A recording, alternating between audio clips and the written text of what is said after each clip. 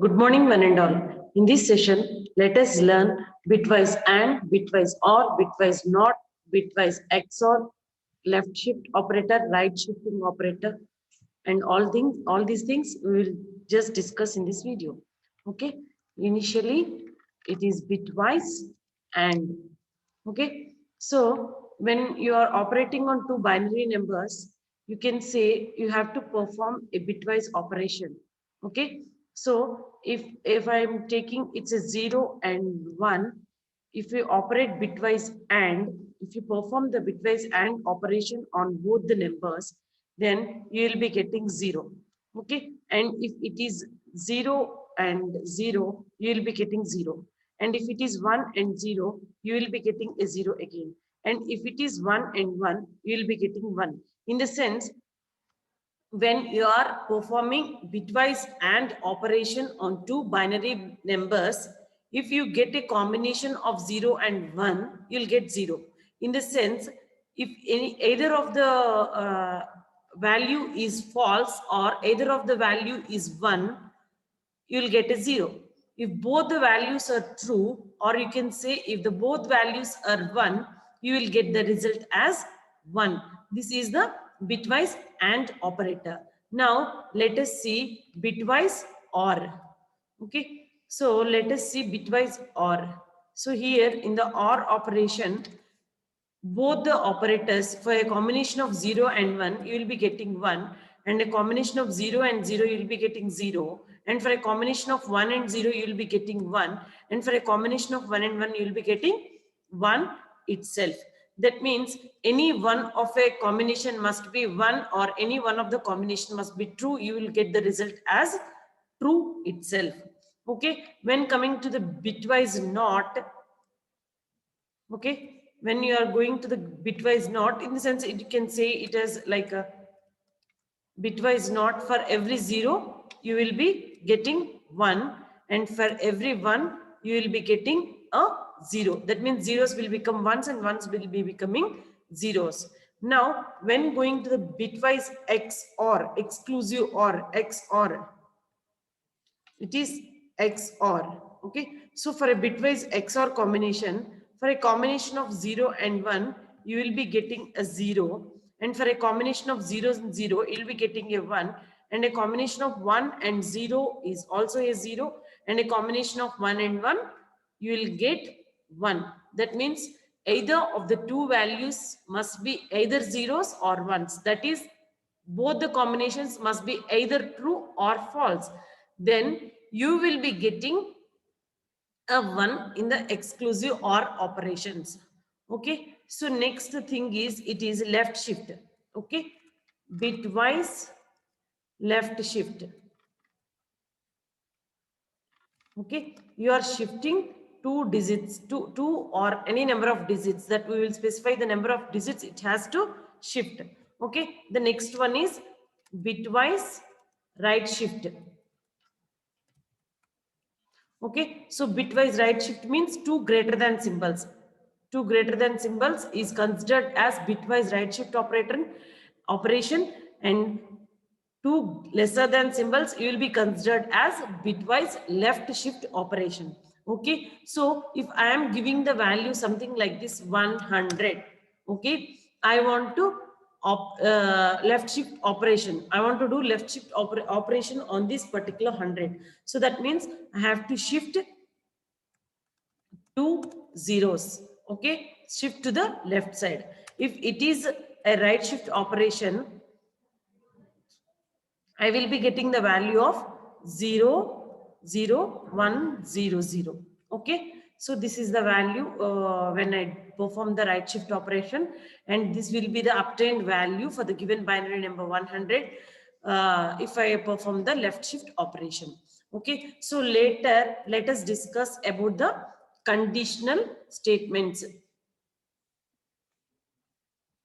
Conditional statements. Okay, so let us discuss about conditional statements in C language. Okay, so what are these conditional statements, or for which purpose you are using? Suppose like depending on the condition, conditional statements nothing but depending on the condition. If it is true, some sort of expressions will be evaluated. If it is false, some sort of expressions will be evaluated. So if you take if you take a real-time example, I can say you, well, like if you want to go to Secunderabad, okay, so what you will do? Through bus only. The condition is I have to go by bus only. There is no other option from me. For me to go to Secunderabad by bus itself, I have to go. Now, my scenario is I have to take 10 number bus. Okay. If many number of buses are coming, if it is 10 number only, I have to take the bus. Okay. If it is 10 number bus only, I have to take the bus. Right. So, in such scenarios, I'll write if it is 10. If it is 10. Okay. Go and catch the bus. Okay. So, catch the bus, right? If it is not 10 means you don't need to do anything. My requirement is if it is 10, go and catch, or else you do nothing. Okay. So if the condition is true, means I will go and catch the bus. So this type of scenarios, if you want to write the program in such scenarios, we will go with the if statement. Simple if. You can spell it as, you can say it as simple if also. Okay. I'll just try to want to add two numbers, right? So what I will do, if it is greater than or equals to 0, I'll take the number. If the number is greater than or equals to 0 only, I'll take the number.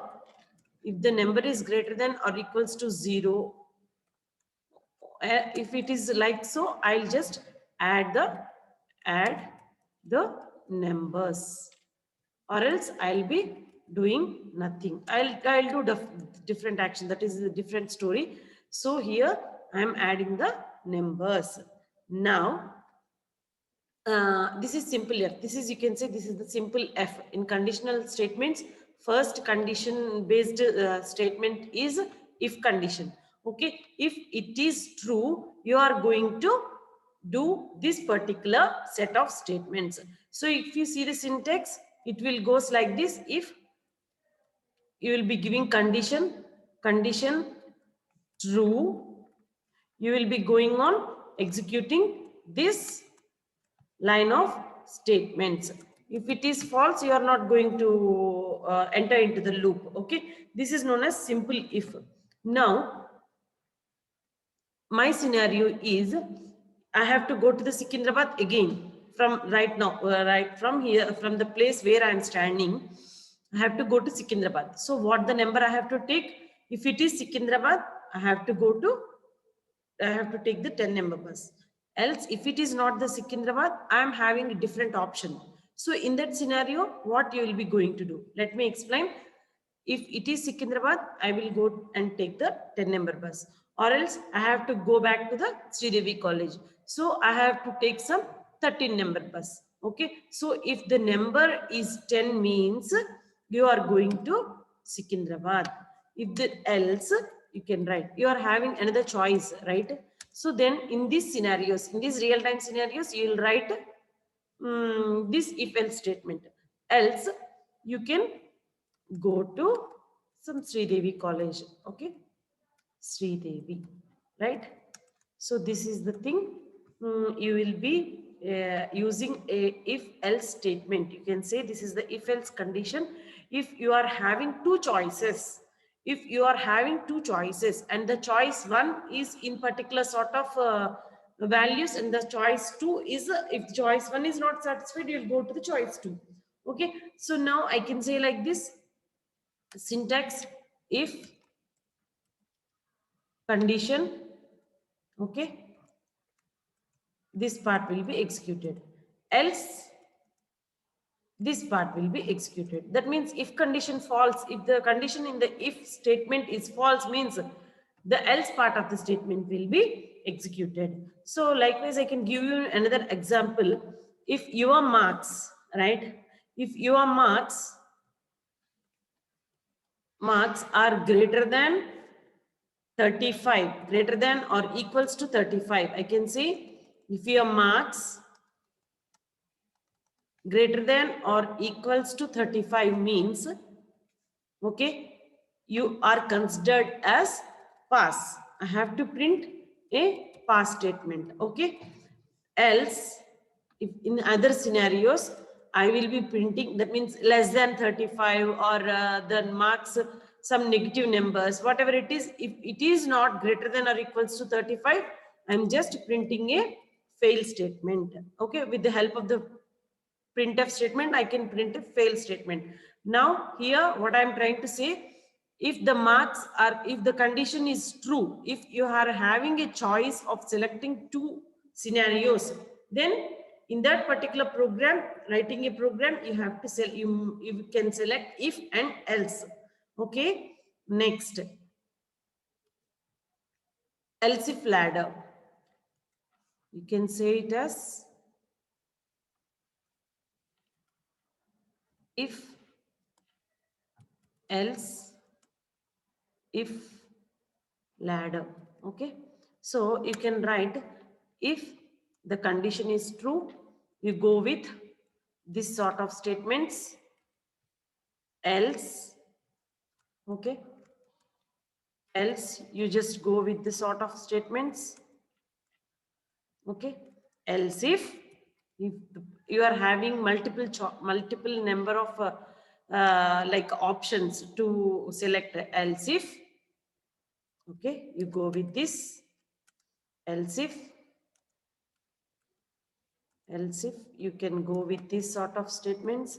So this is nothing but else if ladder, okay. So likewise conditions, like depending on the task you are going to write the program, depending on the requirement, you have to guess what sort of statements must be implemented, okay. So next is nested if. Nested if, so in that nested if also you will be writing one if statement in another if statement, nested if else statement, okay.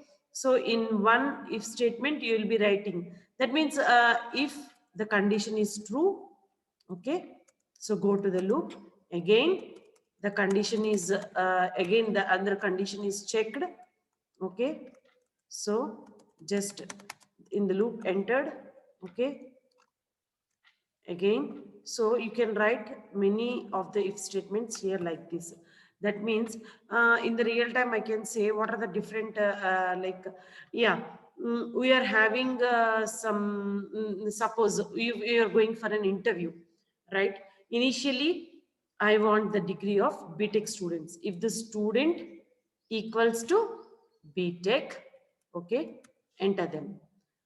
Like next sort of statements will be again BTech also, if the student is related to some ECE or IT or CSC, he is eligible for a software job, okay. Next, if the condition is true, these two conditions are true. Next, jump, this sort of statement is also condition true. Next again here, student, if student is having no arrears,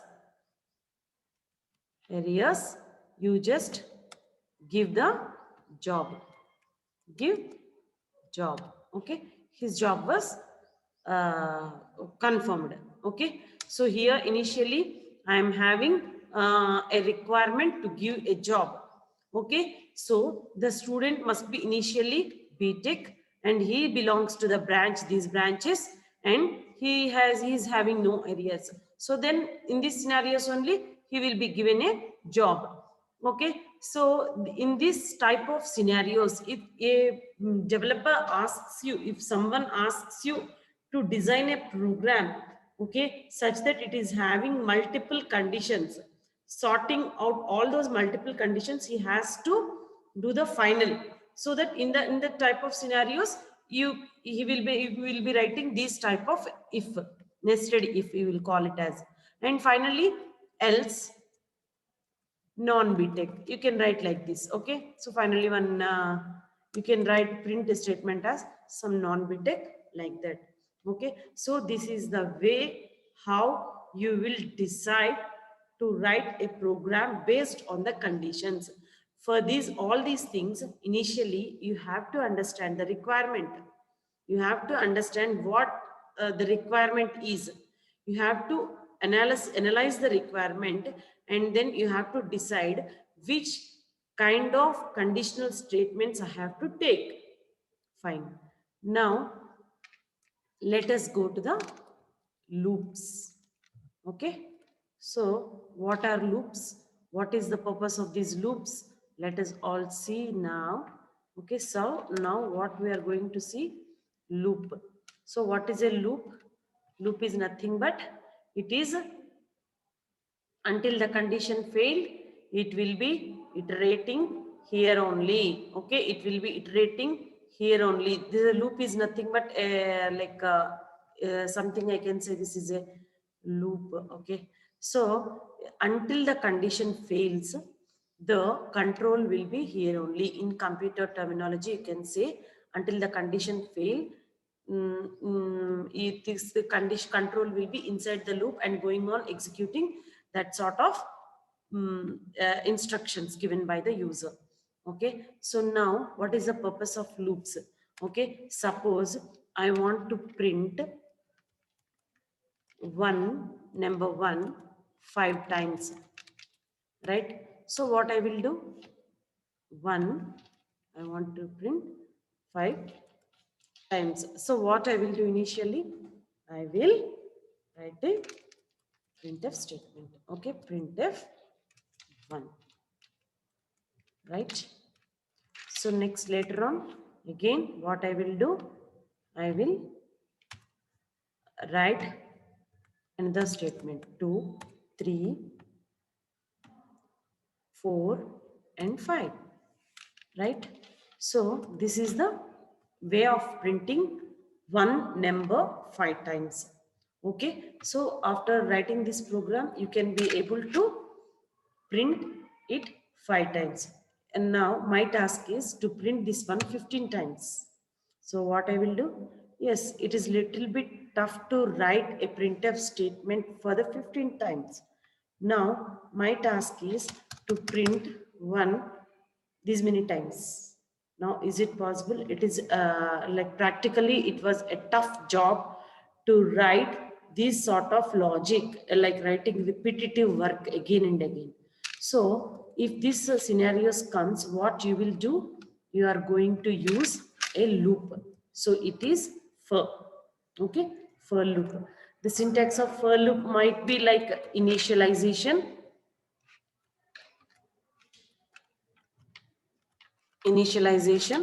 semicolon, condition, semicolon, increment or decrement. Okay, so this is the for loop syntax. Okay, followed by a opening and closing parenthesis. Okay, and if you write this for loop means you will be able to reduce the code.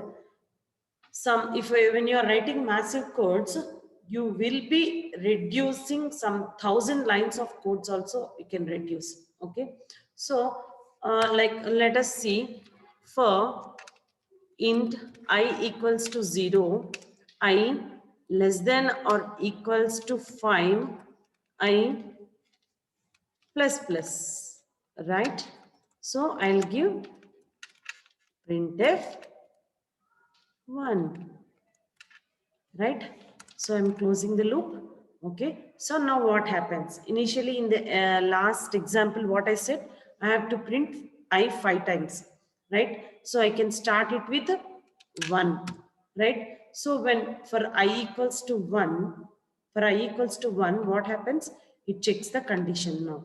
Okay, so 1 less than or equals to 5.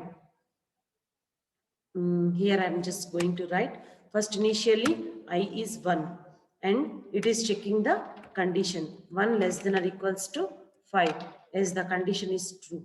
Okay, the control, after the condition is true, the control will jumps into the loop. Okay, Once the condition is true, it checks the condition.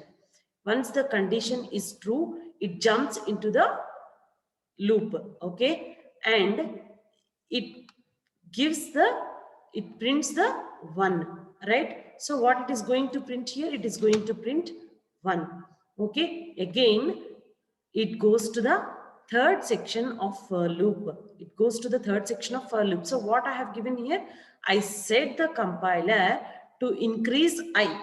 So initially my value of I is 1. So now after this incrementing section, my I will become 2, and it checks 2 less than or equals to 5. Yes, condition is true. So what it will do, it will enter into the loop and prints the statement. Now my condition is 3. Again it increments, goes to this section, increments, checks the condition 3 less than or equals to 5. Yes, condition is true. So what it prints? It prints 1. Again it prints 1. Okay, again it increments. Okay, 4. So the condition is checked. 4 less than or equals to, you can say 4 less than or equals to 5. Yes, condition is true. It is printing 1. Next it increments again. 5. 5 less than or equals to 5. Yes, the condition is true. It is printing 1, right? So how many times it is printing? 1, 2, 3, 4, 5. Okay. Only the output screen is going to show you the 1 itself. Okay. This is for the user, like your convenience. I have just showed you. Now it is going to print 1 here, and the second one, third one, fourth one, and the fifth one, right? So instead of writing 5 printf statements, instead of writing 15 printf statements, instead of writing 1500, 15,000 many printf statements, you can simply go with the for loop to reduce the code, and for the convenience also you can write, okay. So now not only the printf statement I have to do inside the for, I have to do different set of instructions depending on the requirement. I may change the set of code. That is not you can do for only printf statement only in the for loop. Here again I will check the condition. If the number something, I'll just checking the conditions. You can write whatever you want in the for, depending on the requirement you have to choose which we have to do. And the other thing, if I give it with 0, okay, you should not give equals to, okay, because less than up to 5 times I have to print. So initially 0 will be printed, 0 less than 5. So for the iteration 0, it is going to print 1. So you should not give equals to in case you are giving initializing the value to 0. Okay, so this is about all about your looping structures. Okay, so next let us see whatever the topic is there in the next. Here we have conditional and loops. We are done with the if else and for also we have done, and the switch case ternary operator. Okay, so we'll go with the switch case. Okay, switch case statement. Okay, so if you say the switch case statement,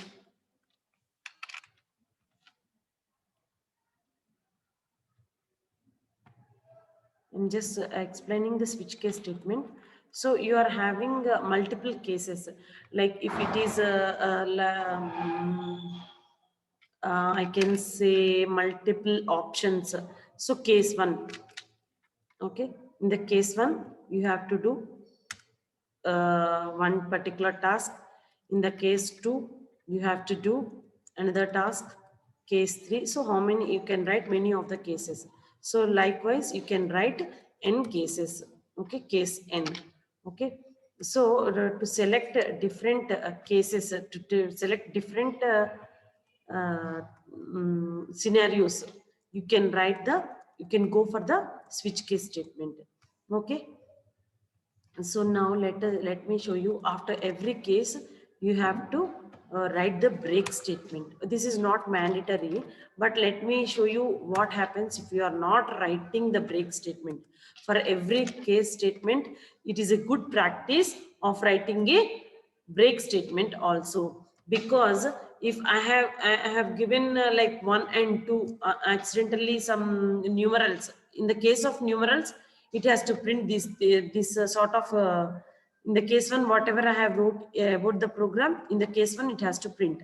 So now, if I don't give break, means the case 2 will be also like it will be executed. Okay. So after all the cases, you have to write the default case itself, default case also, because in the absence of, like, if the all the cases are not working, means all the cases are false, means if all the cases does not match, means default it will execute this set of statement. Okay. So let me show you the switch case statement syntax clearly. Switch case in C. Okay. So if you go with the switch case statement, see here, switch expression. If the expression true, means it will be going to evaluate case 1. It will check which case resembles which case, to which case it is going to match. Okay. So there must be a break statement, and this break statement is not mandatory, but it is compulsory. Sure, for sure, it is a good practice to write a break statement in a case switch. For every case, you have to write a break. Okay. So the expression is evaluated and is compared with the each case. Okay. If my case is alphabet, suppose if alphabets are there, I'm just printing whether the given is alphabet or a number or a special symbol. So in this scenario, I'll just go for the case state, switch case statement. Expression is evaluated, and what happens? Case number. Case number is means then that particular case is executed. Case alphabet, that particular is executed, and it breaks that only one case is evaluated, and the default is also not going to evaluate, only one case is going to evaluate, and it comes out of the loop. It searches the resembling cases, like matching cases, okay, to the given expression. Okay, let me show you example to be more clear. See here, he is just giving the operator. If my operator is plus, right, if I am giving the plus operator, plus from keyboard, okay, then this part of the statement will be exit. If it is minus, this will be evaluated. If it is star, this will be evaluated. Okay. And he has written the default case also. You can see the default case also here. Error, operator is not correct. Like means in some scenarios we may be giving with other than these operators, you might be giving some modulus, but there is no case for modulus. So what you will do? You will just execute, the computer will just execute the default case. Okay. So next, after the switch case, ternary operator. So what is ternary operator? Okay. So it is you can condition, you can give a condition expression.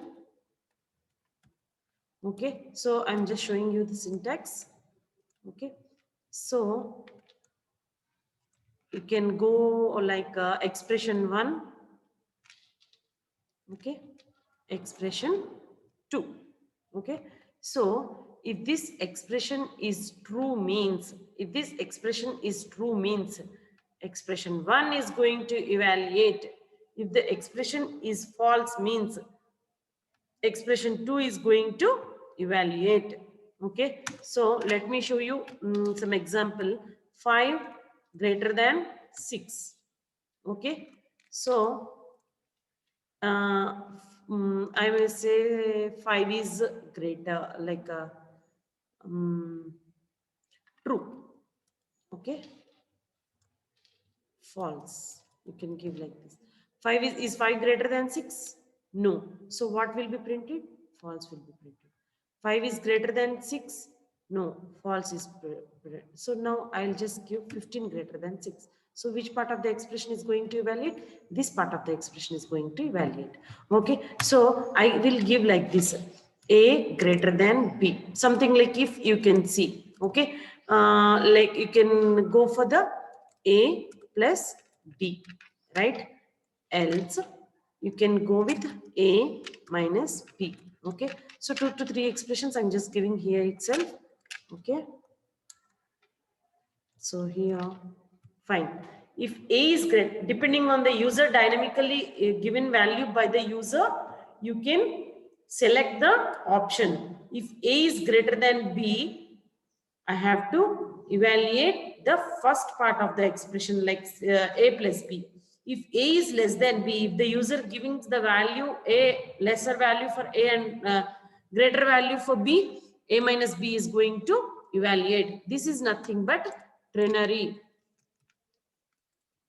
T-R-E-N-A-R-Y, ternary operator. Okay. So next part of the statement is, next part of the is go to iteration with for. For we are done with for, and go to while and do while. Okay.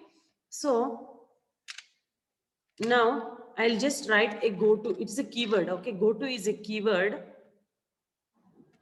Okay. Directly it skips to the that part of the skipping all the part of the code. It directly, the control will go to that particular statement, to that particular line of code. If you specify go to in that particular statement, in before that expression, it directly jumps to that skipping the part. It directly goes to the specified part of the program. That is where you can go with the go to. Okay. Next, it is a while and do while. Like before discussing while and do while, so let us just go with the syntax. While expression, okay. So if the expression is true, evaluate this part of the you can give some A modulus B. Okay. C equals to, you can write C equals to A modulus B. Okay. If the expression is true, this part control goes inside, it does this sort of expression, and then it comes out of the loop, like until the condition fails, this expression must be evaluated. Okay. So I can say, I'll just show you the syntax with example. Here you can go with the while. Okay. If you see here, while condition statements, while the condition is true, the total, this inside while loop, whatever it is going to evaluate. Okay. So here it is printing the value of n, value of A, it is printing the value of A.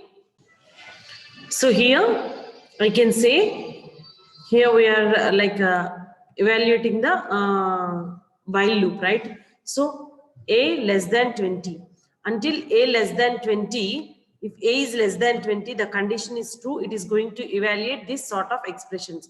And here it increments the value of A, and again checks the value, the condition, and the output will be generated for 10 times. Okay. Initially for 10, 11, 12, 13, and up to 19, it is going to print the value of A. At the 10th iteration, it checks 20 less than 20. The condition is failed. So the control comes out of the loop. So going back to the here, so here the expression is nothing but, you can say it as a condition as well, until the condition fails. Okay. I can write here as a condition, until the condition fails, the set of expressions whatever given in the loop, the set of expressions whatever given in the loop will be evaluated until the condition fails. Once the condition fails, the control comes out of the loop. Okay, next let us go with the do while. Do here while. Here you write the condition. Here you write the condition. Okay, so here you write the condition. That means a difference between a while and a do while is both are condition control statements only. Like here it checks the condition, entry control. You can say it checks the condition and enters into the loop. Here it executes once and it checks the condition. If the condition fails, it comes out of the loop. That means while will not execute at least once. That means while will not execute if the condition is true. If the condition is false, while is not going to execute. But your do while is going to execute at least once if the condition is false also. That means the major difference I can say it is an entry control loop and it is a do while is a exit control loop. And the another difference I can say while executes 0 times, do while executes minimum 1 time. In both the scenarios I have given a less than 10. Okay, so here in this scenario also I will give a less than 10. Now if the condition checks, now my a value is, for suppose a value is some 50.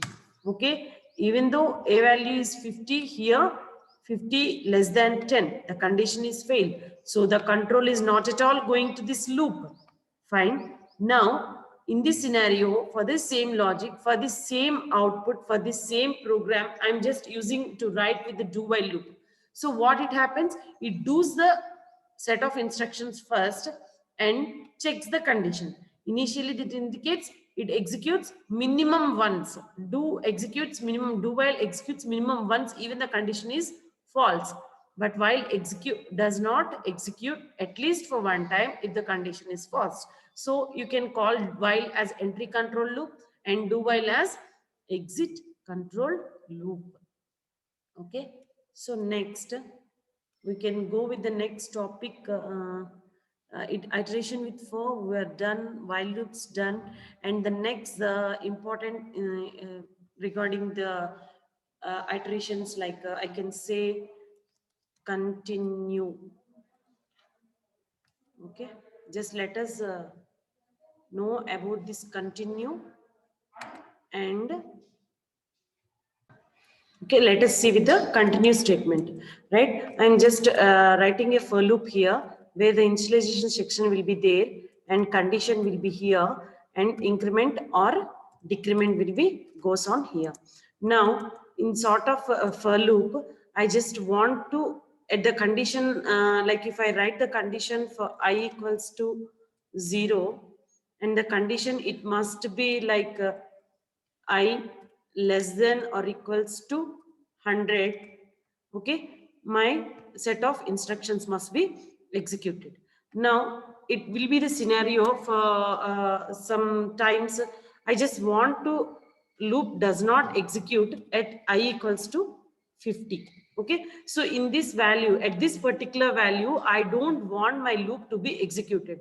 So in this scenario, what I'm going to do, I'm just giving the continue statement. I'm just giving the continue statement. So what it indicates, the compiler will seize this continue statement and it jumps to the nearest for loop without executing the sort of I'm having some other a plus b here and C plus D, some other instructions depending on my requirement. I'm going to write here the set of instructions.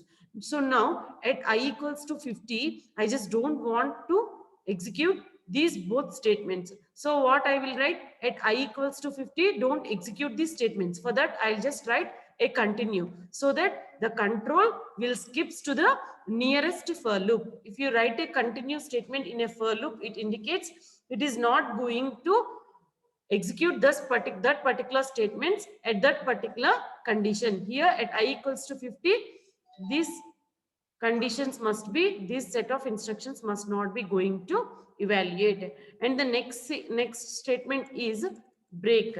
Okay, so break is also the control will be exited from the loop at a particular condition.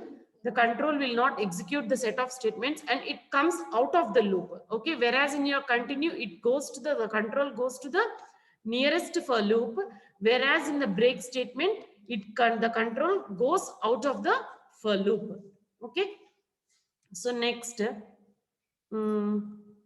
continue, break, and whatever we are having, it is do while, continue, go to also like that to that particular execution point, to that point wherever we want to go, it is skipping to that part of the code. Some at a different part of the code I have to go to at this part of the code. So I will write to execute particular statement, I will go with the go to, skipping the entire conditions, and I will go wherever I want to execute the set of instructions. This is all about go to statement. Let us see in the next session.